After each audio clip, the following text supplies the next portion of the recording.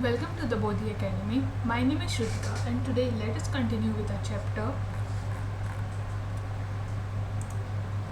Neural Control and Coordination.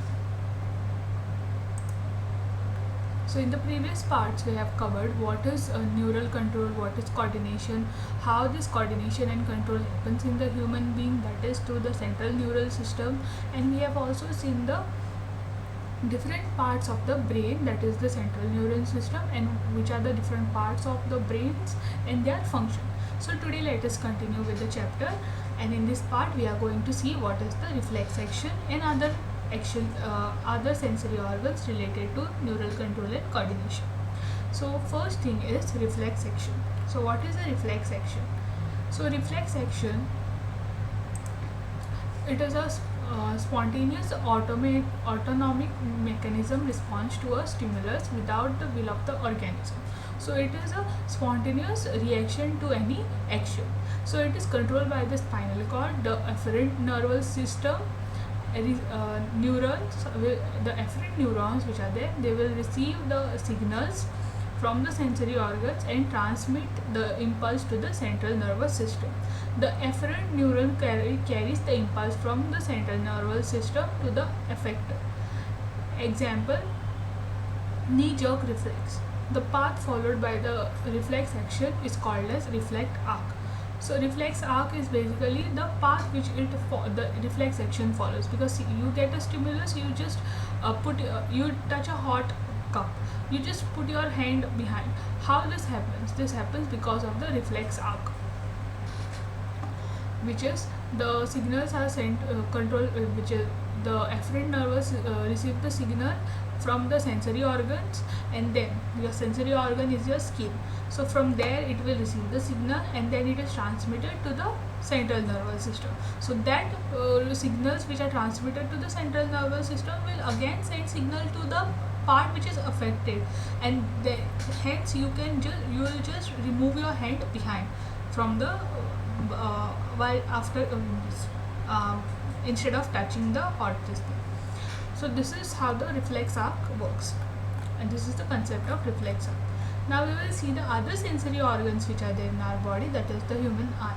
So it is a spherical structure, consists of 3 layers.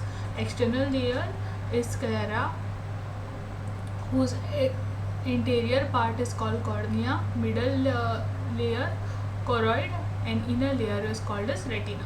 So retina contains 3 layers of cell: inner granular cells, middle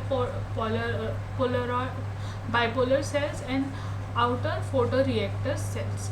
So these are the 2 types of photoreactor cells, the rod and the cones. The daylight photopic vision and color visions are functioned by the cones, and the twin light vision is functioned by the rods. So let us see the structure of eye. So this is your human eye, structure of human eye. So it consists of the cornea, then your retina, and your choroid. So these are the 3 parts of the human eye. So this is the cornea, from where the light will enter through the lens and it will fall on the retina, from where the image will be formed. So the retina, so now we will see what is the mechanism of the vision. Is it how the vision is formed, how you can see objects.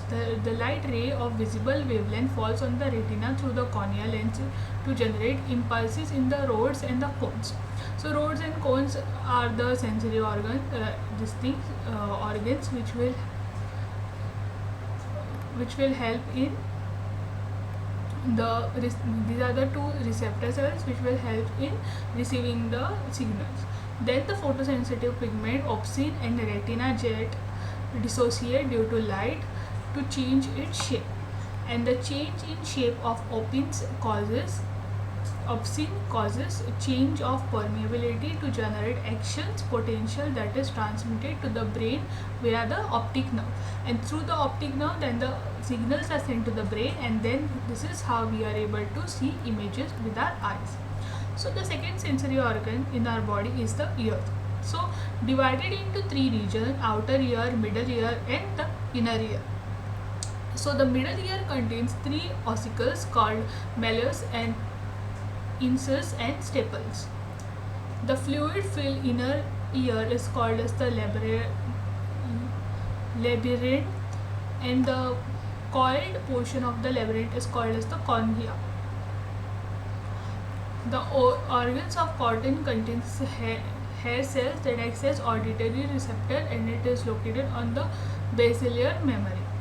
So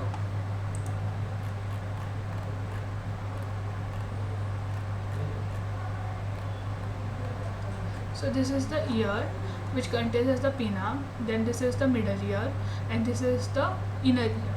So here this part, that is the interior, this the canal which is there, this consists of a tiny hair which acts as the receptor for the sound. So how the mechanism of hearing happens? So external ear receives the sound waves and directs them into the eardrum. Vibration of the eardrum leads to vibration of the ear ossicles, and the vibration reaches cornea